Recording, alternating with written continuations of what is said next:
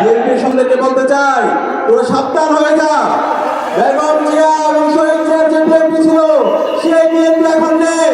BNP এখন আপনারা বড় দল বললেন না, তারা একদম ছোট দল হয়ে গেছে। বিএনপি এখন কাপুরুষের দল হয়ে গেছে। এই বিএনপি আমার মা বোনদের উপর হামলা করে, আমার মা বোনদেরকে বিভক্ত করার হুমকি দেয়। এই বিএনপিকে আমরা বলবো, তোরা এই ধরনের সন্ত্রাসী কর্মকাণ্ড বন্ধ কর। আমরা তারেক জিয়াকে বলবো, এই বিএনপিকে, বিএনপির সাথে যারা আছে, বিএনপির যারা চাঁদাবাজ, টেন্ডারবাজ এবং এই সাথে যারা জড়িত আছে, তাদেরকে আপনারা বিচারের আওতায় নিয়ে আসেন। তাহলে এই বিচারের আওতায় যদি না নিয়ে আসেন, তাদেরকে যদি আপনারা প্রশ্রয় দেন, 12 ফেব্রুয়ারি পর্যন্ত যেতে হবে না, তার আগে আপনাদের পরাজয় হয়ে যাবে। তোমার দেশ আমার দেশ, বাংলাদেশ বাংলাদেশ, দিল্লি না ঢাকা, দিল্লি না ঢাকা, ঢাকা ঢাকা, ভারত না বাংলাদেশ, ভারত না বাংলাদেশ, গুলামি না আজাদি, গুলামি না আজাদি। রেজাউল ভাই শহীদ কেন? রেজাউল ভাই শহীদ কেন? তার রহমান জবাবে দে, ইন্টারিম জবাবে দে, ইন্টারিম জবাবে দে, নির্বাচন কমিশন জবাবে দে। আজকের দিনটি আমাদের জন্য খুবই বেদনাদায়ক দিন। আমরা জুলাই বিপ্লব পরবর্তী বাংলাদেশের মুক্তিকামী ছাত্র জনতার আকাঙ্ক্ষা ছিল, জুলাই বিপ্লবের শহীদরা যে জন্য জীবন দিয়েছিল, একটি ইনসাফ ভিত্তিক বাংলাদেশ বিনির্মাণ করা, সন্ত্রাস মুক্ত, চাঁদাবাজ মুক্ত, টেন্ডারবাজ মুক্ত একটি সমাজ বিনির্মাণ করা। সেই বাংলাদেশ বিনির্মাণের পথে একটি দল চাঁদাবাজ, টেন্ডারবাজ এবং গুমদের সেই সংস্কৃতি ফিরে নিয়ে আসতে চায়। আমরা দেখতে পেয়েছি নির্বাচনের শিডিউল ঘোষণার পরে আধিপত্যবাদী শক্তি আমাদের ভাই শহীদ ওসমান হাদিকে হত্যা করেছিল। সেই হত্যার পরে অথর্ব নির্বাচন কমিশন বলেছিল সেটা একটি বিচ্ছিন্ন ঘটনা। আজ পর্যন্ত শহীদ ওসমান হাদির হত্যার সাথে যে সবাই জড়িত ছিল তাদেরকে তারা বিচারের আওতায় নিয়ে আসতে পারেনি। তারই ধারাবাহিকতায় আমরা দেখতে পেয়েছি গতকাল শেরপুরে বাংলাদেশ জামাত ইসলামের উপজেলা সেক্রেটারি রেজাউল করিমকে বিএনপির সন্ত্রাসীরা কুপিয়ে হত্যা করেছে। একই সাথে রেজাউল ভাইয়ের সাথে 100 জন নাগরিককে তারা গুরুতরভাবে আহত করেছে। এখন পর্যন্ত নির্বাচন কমিশন, আইন শৃঙ্খলা বাহিনী এবং এই অথর্ব ইন্টারিম সরকার এই বিএনপির সঙ্গেকে বিচারের আওতায় নিয়ে আসতে পারেনি। আমরা আশা করেছিলাম যে বিএনপি গত 16 বছরে মজলুম ছিল, যে বিএনপি গত 16 বছরে আমাদের সাথে ফ্যাসিবাদ বিরোধী আন্দোলন করেছে, এই জুলাই বিপ্লব পরবর্তী সেই বিএনপি একই সাথে নতুন বাংলাদেশ নির্মাণ করার জন্য কাজ করবে। কিন্তু আমরা দেখতে পেয়েছি গত 1.5 বছর ধরে এই বিএনপি নিজেদের মধ্যে চাঁদাবাজি, টেন্ডারবাজি, নিজেদের মধ্যে সন্ত্রাস এবং রাজত্ব কায়েম করেছে। আমরা দেখতে পেয়েছি বিএনপি গত 1.5 বছরে নিজেদের মধ্যে অন্তর্মণ্ডলে 200-এর অধিক মানুষকে তারা হত্যা করেছে। যে বিএনপি নিজেদেরকে হবে, নিজেদের মধ্যে অন্তর্মণ্ডলে 200 মানুষকে মেরে দেয়, সেই বিএনপির হাতে কিভাবে একটি রাষ্ট্র নিরাপদ হতে পারে? আমরা আশা করেছিলাম বিএনপির নেতা তারেক রহমান দেশে আসার পরে এই বিএনপির সংশোধন হবে, এবং তিনি আসার পরে বলেছেন তার অনেক পরিকল্পনা আছে। কিন্তু আমরা দেখতে পেয়েছি এই তার পরিকল্পনার মাধ্যমে সারা দেশে নারীদের উপর হামলা হয়। গত এক সপ্তাহে সারা দেশে আমার মা বোনদের উপরে 50-এর অধিক জায়গায় এই বিএনপি সদস্যরা হামলা করেছে। বিএনপির সঙ্গে বলতে চাই, তোরা সাবধান হয়ে যা। বেগম জিয়া এবং শহীদ জিয়ার যে বিএনপি ছিল, সেই বিএনপি এখন নেই। বিএনপি এখন আপনারা বড় দল বললেন না, তারা একদম ছোট দল হয়ে গেছে। বিএনপি এখন কাপুরুষের দল হয়ে গেছে। বিএনপি আমার মা বোনদের উপর হামলা করে, আমার মা বোনদেরকে বিভক্ত করার হুমকি দেয়, এই বিএনপিকে আমরা বলবো তোরা এই ধরনের সন্ত্রাসী কর্মকাণ্ড বন্ধ কর। আমরা তারেক জিয়াকে বলবো এই বিএনপির সাথে যারা আছে, বিএনপির যারা চাঁদাবাজ টেন্ডারবাজ এবং এই সাথে যারা জড়িত আছে তাদেরকে আপনারা বিচারের আওতায় নিয়ে আসেন। তাহলে এই বিচারের আওতায় যদি না নিয়ে আসেন, তাদেরকে যদি আপনারা প্রশ্রয় দেন, 12 ফেব্রুয়ারি পর্যন্ত যেতে হবে না, তার আগে আপনাদের পরাজয় হয়ে যাবে। আমি বলতে চাই এই জুলাই বিপ্লবে নিষিদ্ধ ছাত্রলীগ হাসিনা ঢাকা বিশ্ববিদ্যালয়ে 15 জুলাই আমার বোনদের উপর হামলা করেছিল। এই হামলার পরবর্তীতে সারা বাংলাদেশের মুক্তিকামী ছাত্র জনতা রাজপথে নেমে হাসিনা দিল্লিতে পালাইছে। আমরা বলতে চাই এই রাজত্ব, এই আমার বোনের উপর মায়ের উপর হামলার ঘটনা যদি আপনারা জারি রাখেন, আমার এই দেশের নাগরিকদেরকে যদি আপনারা হবেন, তাহলে আপনারা এই লন্ডনে পালানোর সময় পাবেন না। সেখানে আমি বলবো এই জুলাইয়ের আকাঙ্ক্ষাকে ধারণ করেন, জুলাই বিপ্লবের শহীদদেরকে ধারণ করেন। আমরা এখন পর্যন্ত তারেক রহমানের বক্তব্যে গণভোটে হায়ের পক্ষে কোনো ক্যাম্পেইন দেখতে পাচ্ছি না। আপনি তাহলে স্পষ্ট করেন, আপনি কি জুলাইকে ধারণ করেন নাকি ফেসিবাদী কাঠামোকে রেখে দিতে চান? যারা নায়ের পক্ষে ক্যাম্পেইন করছে তারা এই হাসিনার দালালি করছে, যারা নায়ের পক্ষে ক্যাম্পেইন করছে তারা ফেসিবাদী কাঠামোকে রেখে দিতে চাচ্ছে, যারা নায়ের পক্ষে ক্যাম্পেইন করছে তারা আবার বাংলাদেশে আলেম ওলামাদের উপর তারা হত্যাকাণ্ড চালাতে চাচ্ছে, যারা নায়ের পক্ষে ক্যাম্পেইন করছে তারা ক্যাম্পাসে আপনার পাহাড় বিশ্ববিদ্যালয়কে আবার তারা হত্যা করতে চাচ্ছে। সুতরাং নায়ের পক্ষে যারা ক্যাম্পেইন করছে তাদের বিরুদ্ধে আমাদের আন্দোলন সংগ্রাম জারি রাখতে হবে, তাদের বিরুদ্ধে আমাদের কথা জারি রাখতে হবে। আমরা তারেক রহমানকে আহ্বান করবো, আপনার অবস্থান পরিষ্কার করেন। আপনার এই বক্তব্যের মধ্যে আপনি অনেক নাটক করছেন, সেই নাটকের মধ্যে আপনার অবস্থান পরিষ্কার করেন। আপনি কি জুলাইকে ধারণ করেন নাকি আপনি জুলাইয়ের বিরুদ্ধে গণভোটে নায়ের পক্ষে আপনি অবস্থান নিচ্ছেন? আপনার সেই অবস্থান আমরা জানতে চাই, ছাত্র সমাজ জানতে চাই। একই সাথে আজকে 11 জনের জন্য আমি ধন্যবাদ জানাচ্ছি। 11 জনের জন্য ইতিমধ্যে তাদের নির্বাচনী ক্যাম্পেইনে গণভোটে তারা হায়ের পক্ষে অবস্থান নিয়েছে। গণভোটে আমাদের হাকে বিজয় করতে হবে। আগামী 12 ফেব্রুয়ারি যে নির্বাচন হবে, সেই নির্বাচনে আমরা যে প্রথম ভোটটা দিব, সেই ভোট হচ্ছে গণভোটে হা ভোট। আপনারা কি পারবেন? এই গণভোটে হাকে বিজয় করার মাধ্যমে বাংলাদেশে আগামী 100 বছরের রাজনীতি বিনির্মাণ হবে। আগামী 100 বছরের বাংলাদেশ রাষ্ট্র সুখী সমৃদ্ধ একটি ইনসাফভিত্তিক বাংলাদেশ নির্মাণ করার জন্য গণভোটে আমাদের হাকে জয় করতে হবে। হা মানে হলো আজাদি, আর না মানে হলো গোলামি। আমরা এই আজাদির জন্য বাংলাদেশের 18 কোটি জনতাকে সাথে নিয়ে গণভোটে হাকে বিজয় করবো। আমরা কি পারবো? ইনশাআল্লাহ, ইনশাআল্লাহ। একই সাথে আমাদের ইনসাফের প্রতিনিধিদেরকে এই আসন্ন নির্বাচনে ব্যাপক ব্যবধানে বিজয় করতে হবে। আমরা কি পারবো? ইনশাআল্লাহ। ইতিমধ্যে বাংলাদেশের তরুণরা সিদ্ধান্ত নিয়েছে, বাংলাদেশের 5টি ছাত্র সংসদ নির্বাচন হয়েছে। প্রতিটি ক্যাম্পাসের ছাত্র সংসদ নির্বাচনে ইনসাফের পক্ষের প্রতিনিধিরা ব্যাপক ব্যবধানে বিজয়ী হয়েছে এবং ইনসাফের প্রতিনিধিরা বিজয়ী হয়ে আসার পরে বাংলাদেশের প্রতিটি ক্যাম্পাসের আমূল পরিবর্তন এসেছে। আমরা ইতিমধ্যে আমাদের জবাবদিহিতা নিশ্চিত করেছি। আমরা গত 4 মাসে কি কাজ করেছি সেটা আমরা জাতির কাছে হাজির করেছি। আমরা আশা করব ইনসাফের প্রতিনিধিরা সারা দেশে নির্বাচিত হয়েছে, তারা জনগণের ক্ষমতা জনগণের হাতে তারা তুলে দিবে, জনগণের কাছে তারা জবাবদিহি করবে।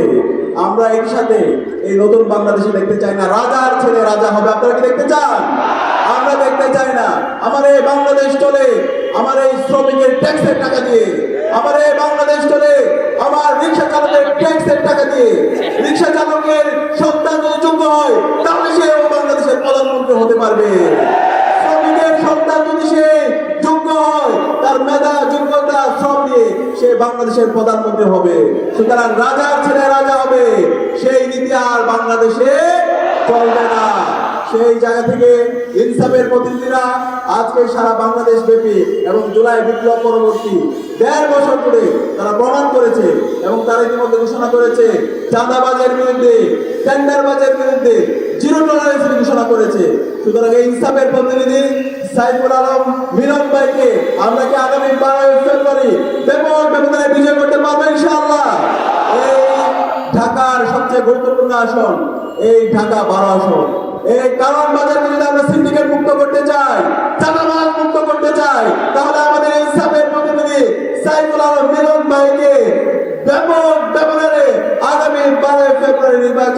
নির্বাচিত করতে হবে। আপনারা কি পারবেন ইনশাআল্লাহ?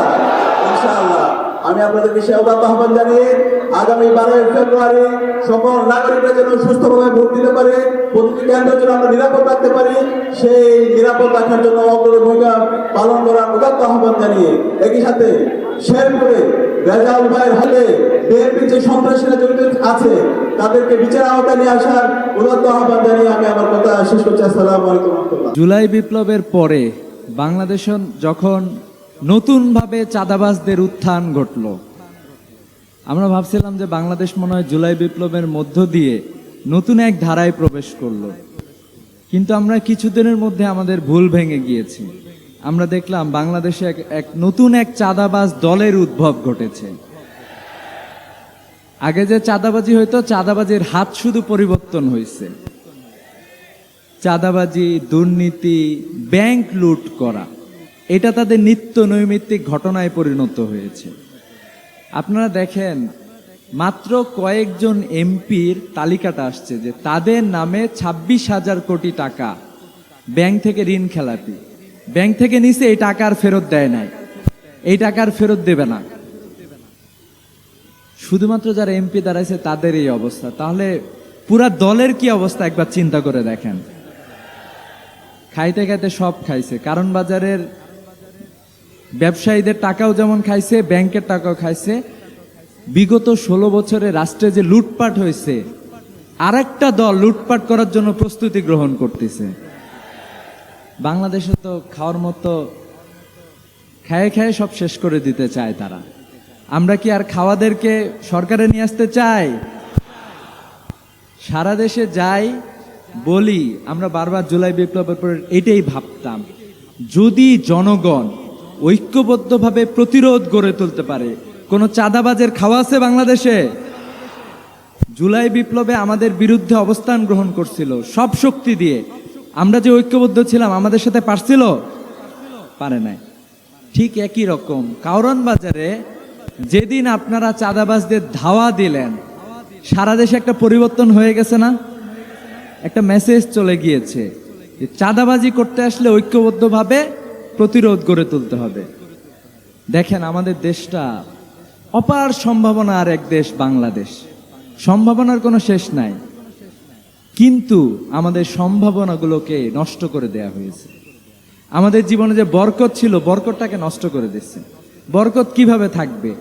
একজন কৃষক ফলাচ্ছে ফসল, 10 টাকার ফসল ঢাকায় আস্তে আস্তে 110 টাকা। ওই যে 7-8 জায়গায় চাঁদাবাজি হচ্ছে, বিভিন্ন পোশাকে চাঁদাবাজি করতেছে, আমাদের জীবন থেকে বরকত শেষ হয়ে গেছে। আমরা কি বরকত ফিরে নিয়ে আসার জন্য প্রস্তুত আছে? আমরা বিশ্বাস করি আমিরে জামাত এসেছেন। নারায়ে তাকবীর, নারায়ে তাকবীর, আমিরে জামাতের আগমন, শুভেচ্ছা স্বাগতম, শফিক ভাইয়ের আগমন, 12 আসনের পক্ষ থেকে লাল গোলাপ শুভেচ্ছা,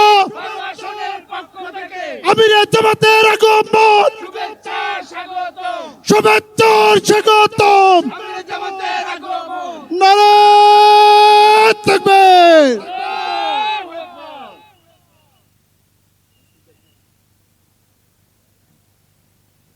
আমিরে জামাত এসে উপস্থিত হয়েছেন। তো আমরা যেটা বুঝলাম যে বাংলাদেশের জনগণকে ঐক্যবদ্ধভাবে ইনসাফের পক্ষে অবস্থান গ্রহণ করতে হবে। আপনারা কি সবাই প্রস্তুত আছেন? আমরা যদি ঐক্যবদ্ধভাবে মিলন ভাইয়ের হাতকে শক্তিশালী করতে পারি, ভালো লোকদেরকে সামনে আগায় আসতে হবে এবং এই আসন সুন্দরভাবে সাজাইতে হবে। মিলন ভাইয়ের জন্য আমরা কি সবাই প্রস্তুত আছি? অলরেডি বাংলাদেশের জনগণ 2 ভাগে ভাগ হয়ে গিয়েছে। কিছু চাঁদাবাজ, দুর্নীতিবাজ, ব্যাংক লুটকারী একদিকে হয়েছে, তারা এখন হতেও শুরু করেছে। আর পুরো বাংলাদেশের মানুষ ঐক্যবদ্ধভাবে আছে। 12 তারিখে ঐক্যবদ্ধ বাংলাদেশ, নতুন এক বাংলাদেশ বিনির্মাণ করবে ইনশাআল্লাহ। আসসালামু আলাইকুম ওয়া রাহমাতুল্লাহ। আমিরে জামাত আজকে এখানে উপস্থিত হবেন, সেটা জানার পরেও এই কাউরান বাজারের জামাতি ইসলামের নির্বাচনী বুথ পুড়িয়ে দেওয়া হয়েছে। এই বিএনপি ফ্যাসিস্ট হাসিনা পালিয়ে যাওয়ার পর 200-র অধিক করেছিল। এই বিএনপি ইশতেহার ঘোষণার পরের দিন যখন আমার ভাই ওসমান হাদিকে হত্যা হয়েছে তখন তারা প্রতিবাদ করে নাই। এই বিএনপি গতকাল রেজাউল করিমকে নির্মমভাবে হত্যা। আপনারা কি বিচার চান? আমি এই মুহূর্তে কোনো বিচার চাই না। কার কাছে বিচার চাইব? কে বিচার করবে? বিচার আমি আগামী 12 তারিখের পর চাই আগামীর প্রধানমন্ত্রী ডাক্তার শফিকুর রহমানের কাছে। এর আগে কোনো বিচার হবে না, চেয়ে লাভ নাই। শরীফ ওসমান হাদি বলে গিয়েছিল জীবন দেব, জুলাই দেব না। ওসমান হাদি তার কথা রেখেছে, জীবন দিয়েছে। এখন আমাদের কথা রাখতে হবে, গণভোটে হাকে জয়যুক্ত করে জুলাইকে আমরা দেব না চাঁদাবাজদের হাতে। কথাবার্তা পরিষ্কার। ওই যে কলকাতা নিয়ে যারা আয়োজন চালাচ্ছে ওসব চলবে না। নীরবে যারা শ্বাস চালাচ্ছে, চাঁদাবাজি চালাচ্ছে, তো সব চলবে না। কথা কি বোঝা গেছে? একটা নাম পেয়েছি আমরা, সাইফুল আলম খান মিলন, যার নামেই আছে মিলন। আপনাদের সাথে মিলিত হয়ে ঢাকা 12 আসনকে গড়ে তুলবে ইনশাআল্লাহ। আমাদের কাজ সাধারণ, 12 তারিখ 2টা ভোট দিব, গণভোটে হাকে জয়যুক্ত করতে হবে। ঢাকা 12 আসনে দাঁড়িপাল্লাকে জয়যুক্ত করে আগামীর প্রধানমন্ত্রী ডাক্তার শফিকুর রহমানকে উপহার দিতে হবে। সর্বশেষ কথা, আমরা শান্তি চাই, ইমানদারির সাথে বেঁচে থাকতে চাই, ডাক্তার শফিকুর রহমানের হাতকে শক্তিশালী করতে চাই। কিন্তু ওপার থেকে যদি কোনো হামলা আসে, মুখ বুজে বসে থাকবো না, প্রতি জবাব দেওয়া হবে ইনশাআল্লাহ। এই সেই কাউরান বাজার। আমি ব্যবসায়ী ভাইদের ধন্যবাদ জানিয়ে যেতে চাই, যারা লন্ডন থেকে আগত নতুন মুফতি দেশে নামার 3 দিনের মাথায় এই কাউরান বাজারে চাঁদাবাজি করতে এসেছিল, যারা তাদেরকে লাল কার্ড দেখিয়ে দিয়েছে। সেদিন থেকে তারা এলাকা ছাড়া দৌড়ের উপর আছে। 12 তারিখেও সরি চাঁদাবাজদের জন্য লাল কার্ড। গণভোটে হ্যাঁ বলুন, দাঁড়িপাল্লায় সিল মারুন। দেখা হবে ইনশাআল্লাহ বিজয়ে। বিজয়ের পথে যাত্রা শুরু, জীবন অথবা আমরা। আসসালামু আলাইকুম। আমি কারওয়ান বাজারকে নিয়ে একটি বিশেষ পরিকল্পনা করতে চাচ্ছি। এই কারওয়ান বাজারে ব্যবসায়ীরা যাতে সুন্দরভাবে ব্যবসা করতে পারে সেই জন্য চাঁদাবাজ মুক্ত কারওয়ান বাজার এবং একটি স্বাস্থ্যসম্মত কারওয়ান বাজার। এখানে যারা ব্যবসায়ী আছেন তাদের সুন্দর গোসলের ব্যবস্থা করা, টয়লেটের ব্যবস্থা করা হবে। যারা এখানে আপনার শ্রমিকরা আছেন তাদের ন্যায্য পাওনাও আমরা দিতে চাচ্ছি। সংগ্রামী ভাইরা আমার, ঢাকা 12কে আমরা গ্যাসের সমস্যা আছে, পানির সমস্যা আছে, জলবদ্ধতার সমস্যা আছে। আমরা ইতিমধ্যে একটি ইঞ্জিনিয়ারিং টিম গঠন করেছি, যেই টিম ইতিমধ্যে কাজ শুরু করেছে এবং আমরা নাখালপাড়ায় বন্ধ হয়ে যাওয়া একটি পাম্প চালু করতে সক্ষম হয়েছি। এই চেষ্টা অব্যাহত থাকবে ইনশাআল্লাহ। জলবদ্ধতা দূর করতে চাচ্ছি। আমরা যুবকদের কর্মসংস্থানের ব্যবস্থা করব, আমাদের ন্যাশনাল প্রোগ্রামে বিস্তারিত বলা হয়েছে। আমরা একটি মাদক মুক্ত ঢাকা 12 করতে চাচ্ছি। আমরা হকারদেরকে উচ্ছেদ করব না, হকারদেরকে পুনর্বাসন করব। আমরা একটি স্বাস্থ্যবান্ধব ঢাকা 12 করতে চাচ্ছি। ঢাকা 12-এর স্বাস্থ্য সেবাকে আরও বৃদ্ধি করা হবে, শয্যা সংখ্যা বাড়ানো হবে, ন্যাশনাল প্রোগ্রামে আমরা গোটা বাংলাদেশের সমস্ত জেলাতে স্পেশালাইজ হাসপাতালের পরিকল্পনা আছে। এরপরে আমরা আমাদের Tejgaon truck stand, Mohakhali bus stand, এখানে আমরা একটি সুন্দর ডিজিটাল ট্রাক স্ট্যান্ড আর বাস স্ট্যান্ড করতে যাচ্ছি, যেখানে ট্রাকরা ভালোভাবে থাকতে পারবে, ট্রাক এবং ট্রাকের ড্রাইভারদের গোসলের ব্যবস্থা করতে হবে এবং শীতের দিনে গরম পানির ব্যবস্থা করতে হবে এবং তাদের ক্যান্টিনের ব্যবস্থা করতে হবে। আরেকটি কথা হলো যে খেলার মাঠের সমস্যা, এইটাকে বৃদ্ধি করা হবে। যতগুলা খেলার মাঠ আছে সেগুলাকে অপটিমাম ইউজের ব্যবস্থা করব এবং প্রত্যেক খেলার মাঠে সপ্তাহে একদিন আমাদের নারীদের জন্য উন্মুক্ত রাখা হবে। তেজগাঁ শিল্পাঞ্চলে যে সমস্ত সরকারি প্রতিষ্ঠানের খেলার মাঠ আছে তাদের সাথে কথা বলে আমি স্থানীয় কিশোর যুবকদের জন্য সেটা উন্মুক্ত করব ইনশাআল্লাহ। আমরা আপনার শিক্ষা বান্ধব একটি ঢাকা 12 করতে চাচ্ছি, যেখানে ডিজিটাল ক্লাসরুম করা হবে, আইটি ক্লাব করা হবে, ল্যাঙ্গুয়েজ ক্লাব করা হবে। আমরা নারী বান্ধব ঢাকা 12 করতে চাচ্ছি। এই ঢাকা 12তে তথাকথিত বাংলাদেশে নারীরা যাতে নিরাপদে লেখাপড়া করতে পারে, চাকরি করতে পারে, চলাফেরা করতে পারে তার ব্যবস্থা করা হবে। বিশেষ করে হাতির ঝিলে আমাদের বোনেরা আক্রান্ত হচ্ছে, এটাকে আমরা অ্যাড্রেস করবো ইনশাআল্লাহ। একটি যুববান্ধব ঢাকা 12 করতে চাচ্ছি, যুবকদের জন্য নৈতিক শিক্ষা, দক্ষতা, নেতৃত্বের বিকাশ এবং টেকনিক্যাল প্রশিক্ষণের ব্যবস্থা করা, যুব ক্লাস ব্যবস্থা করা। আমরা ঢাকা 12কে একটি ক্লিন এবং গ্রিন ঢাকা 12 করতে চাচ্ছি। বর্তমানে সিটি কর্পোরেশনের যে বর্জ্য ব্যবস্থাপনা আছে, ইনক্লুডিং এই কারওয়ান বাজার, এইটাকে সুন্দর করা হবে। বিভিন্ন জায়গায় বর্জ্য জমা রাখার নামে যে ভাগাড় তৈরি করা হয়েছে, এই ভাগাড়কে পরিবর্তন করে উন্নত বিশ্বের মতো আমরা ব্যবস্থা করতে চাচ্ছি। সংগ্রামী ভাই ও বন্ধুরা, আমরা সর্বোপরি বাংলাদেশকে একটি সুন্দর বাংলাদেশ করতে চাচ্ছি, একটি নারী বান্ধব বাংলাদেশ করতে চাচ্ছি।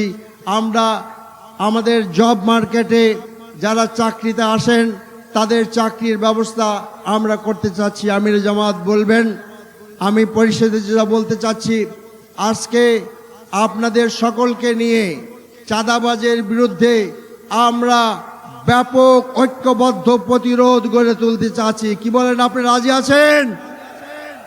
আমরা একটি চাঁদাবাজ মুক্ত, দখলবাজ মুক্ত, মাদক মুক্ত, ক্লিন এবং গ্রিন ঢাকা 12 করতে চাচ্ছি। আমরা হাদি হক বিচার চাই। আমাদের যেসব ভাইদেরকে হত্যা করা হয়েছে তাদের বিচার চাই। রেজাউল ভাড়াকারীদের বিচার চাই।